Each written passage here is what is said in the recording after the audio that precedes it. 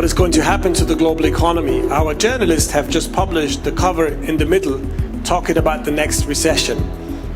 It's been 10 years now since the global financial crisis of 2008, and obviously that begs the question of what's going to come next.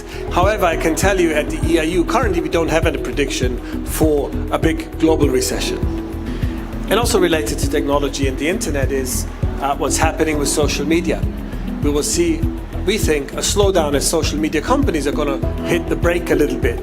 There are concerns about people becoming too dependent on social media, obsessively dependent, so to speak. So that's a negative and that's dangerous. So we will see some features coming up to curb the use of these kind of social media networks and websites and so on, especially for younger consumers.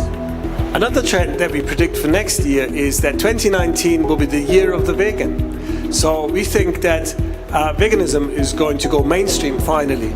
You see more and more restaurants, cafeterias, in schools and so on, catering to the needs of vegans, especially with the rise, of course, of new generations such as the millennials. In the beginning, governments have been fairly reluctant to promote this, but I think this is going to change. We think this is going to change in the next year. Gender identification will become increasingly important. We've basically grown up with just two genders, male and female, but people may have different gender IDs basically. And we think self-IDing, so deciding by yourself whether you're a man or a woman or perhaps something completely else, is up to you. And that will pose some challenges, but also give opportunities to the people who felt excluded from our society before. The Me Too movement will reach its next stage and go on to a next level.